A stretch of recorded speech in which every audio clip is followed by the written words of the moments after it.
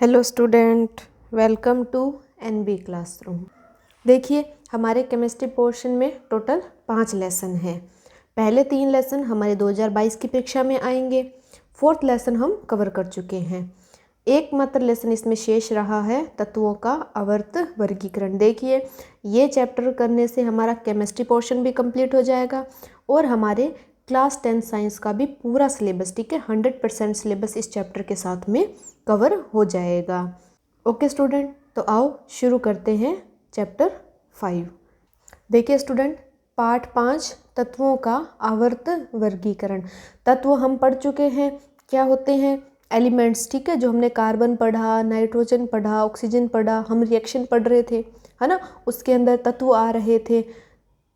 तो उनका एक सिस्टमेटिक ढंग हमने पहले आवर्त सारणी करी थी, आपको याद आ रहा होगा, है ना। आवर्त सारणी में हमने टोटल कवर कर लिए, लेकिन उनको ऐसे अरेंज किसने किया? उनको ऐसे अरेंज करने की जरूरत कैसे पड़ी? हमें कैसे पता लगा? देखिए, फिर कल बरसात आई आंटी कि फ्लोरीन और क्लोरीन के गुण एक जैसे हैं, है लीना की रब से फरियाद। हमें कैसे पता लगा लिथियम और सोडियम के गुण एक जैसे हैं?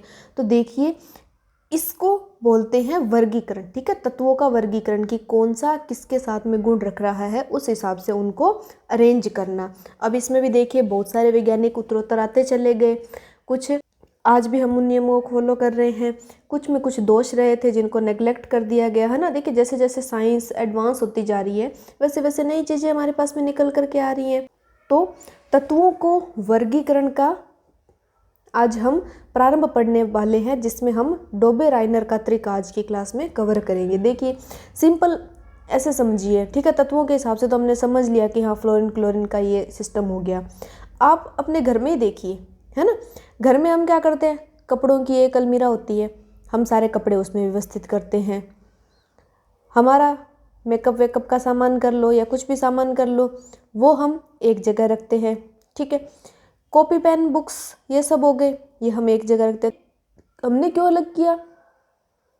कि हमें कपड़े लेने हो तो हमें कपड़े मिल जाएं, बुक्स लेनी है तो हमें यहीं जाना पड़े और हम बुक्स ले आए, है ना। अगर हम मिक्स कर देंगे तो कभी कपड़े उल्टते पड़ते रहेंगे, कभी हमारा पेन गुम जाएगा और कभी हमारे स्केच गुम जाएंगे और कभी हमारी सॉक्स गुम जाएगी, है ना। तो वही अरेंजमेंट हमें तत्वों के साथ में करना पड़ा, नहीं तो फ्लोरीन भाग जाएगा कहीं, सोडियम कहेगा मैं नहीं रहूँगा इसके साथ, है ना। ऐसा नहीं है, तत्वों का जो वर्गीकरण किया गया वो इनके गुणों के हिसाब से एडजस्टमेंट किया गया और वास्तव में बहुत बढ़िया अरेंजमेंट रहा। इसी क्रम में आज हम कवर करते हैं डोबे राइनर का ट्रिक। देखिए, डोबे राइनर एक जर्मनी के वैज्ञानिक थे। इन्होंने पहले तो अपनी पढ़ाई जो है वो देखिए औषधि विज्ञान, ठीक है, मेडिसिन के अंदर कंप्लीट की थी। बाद में उन्होंने केमिस्ट्री का अध्ययन किया था और केमिस्ट्री के अंदर उन्होंने बेसिक आवर्त सारणी का खोज की थी। इनका काम चल रहा है कि नहीं चल रहा है? भाई, हम आगे पढ़ेंगे भी, ये नियम फेल हो गया, ये नियम फेल हो गया, लेकिन शुरुआत भी तो अपने आप में बहुत इंपॉर्टेंट होती है ना। तो डोबे राइनर ने क्या किया था? त्रिक की खोज की थी, जिससे तत्वों की आवर्त सारणी, है ना, इनका माइंड चला कि हाँ, ऐसे अपन एलिमेंट्स को एडजस्टमेंट कर सकते हैं। फिर आगे आगे वैज्ञानिक उनकी खोज को आगे बढ़ाते चले गए।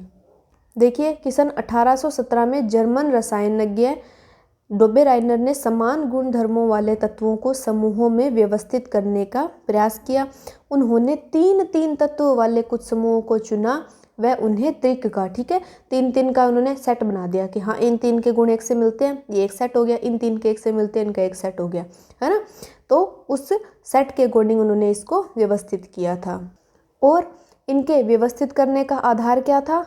परमाणु द्रव्यमान, ठीक है, कि हाँ, इनके द्रव्यमान है वो मैचिंग हो रहे हैं, आगे हम पढ़ेंगे किस हिसाब से मैचिंग हो रहे हैं, उनको उन्होंने एक कैटेगरी के अंदर रख दिया था। जैसे डोबे राइनर त्रिक ने 3 तत्वों को उनके परमाणु द्रव्यमान के आरोही क्रम में रखने पर बीच वाले तत्व का परमाणु द्रव्यमान अन्य 2 तत्वों के परमाणु द्रव्यमान का लगभग औसत होता है, ठीक है। ये स्टेटमेंट थी, इस स्टेटमेंट को आपने ध्यान में रखना है कि डोबे राइनर ने क्या किया था।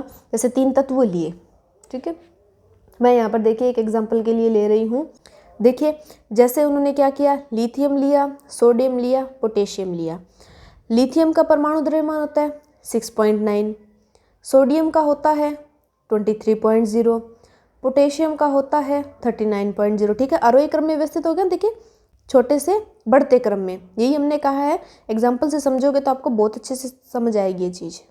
इस लाइन को समझो, इस एग्जाम्पल को समझो। देखिए 3 तत्वों को उनके परमाणु द्रव्यमान के आरोही क्रम में रखा, बिल्कुल रख दिया, ठीक है।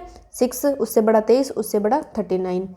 बीच वाले तत्वों का परमाणु द्रव्यमान अन्य 2 तत्वों के परमाणु द्रव्यमान का लगभग औसत होता है। कैसे? जैसे साइड वाले कौन से हो गए? लिथियम और पोटेशियम। इसको हम राउंड फिगर कर देते हैं 7 और इसको 39। इन दोनों का औसत, औसत का सूत्र आपने पढ़ा है ना मैथमेटिक्स में, क्या होता है? राशियों का योग बटा राशियों की संख्या, ठीक है। इनका योग करेंगे तो कितना हो गया? ये 46/2 और 46/2 कितना होता है? 23। तो 23 किसका है? सोडियम Na का आ गया ना, है ना? समझ आया? बिल्कुल इजी नियम था। दोनों का औसत किसके द्रव्यमान के बराबर आ जाएगा? बीच वाले के बराबर आ जाएगा, ठीक है। सिंपल, इतना सा ही नियम है। अब इसमें आप देखो एक सारणी देखिए कि इसके अंदर समूह बनाएंगे। देखिए जैसे नाइट्रोजन, फास्फोरस और आर्सेनिक ले लिया, आप योग कर लो, इतना आएगा। कैल्शियम, स्ट्रोंशियम, बेरियम ले लो।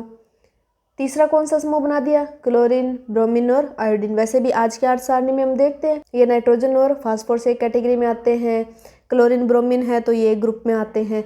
तो ये इन्होंने टोटल देखिए 9 तत्वों का त्रिक यहाँ पर व्यवस्थित किया था, ठीक है। किस प्रकार से इनके त्रिकों को व्यवस्थित करना है, ठीक है स्टूडेंट।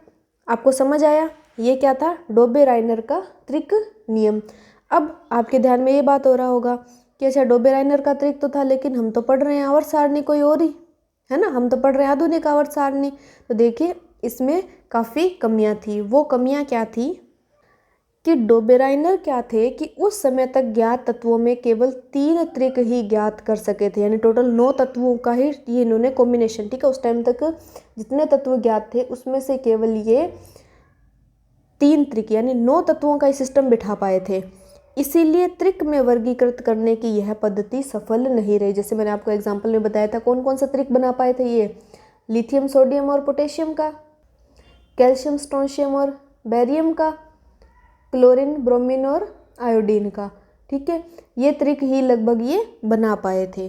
तो इसीलिए क्या हुआ, ये नियम आगे लंबे टाइम तक चला नहीं, क्योंकि उस समय तक लगभग 40 के आसपास लगभग तत्व ज्ञात थे, लेकिन इतने का ही त्रिक ये बना पाए थे। तो इसलिए ये नियम आगे कंटिन्यू, जो हम आज के और सारणी पढ़ते हैं ना, तब तक नहीं चला, ये यहीं तक ही रह गया। तो डोबे-राइनर त्रिक में क्या आ गई? कमियां आ गई। इन कमियों को दूरी करने के लिए एक नियम आया, कौन सा? न्यूलैंड का अष्टक नियम, जिसे कवर करेंगे हम नेक्स्ट क्लास में। तो मिलते हैं स्टूडेंट हम नेक्स्ट क्लास में। Thank you for watching.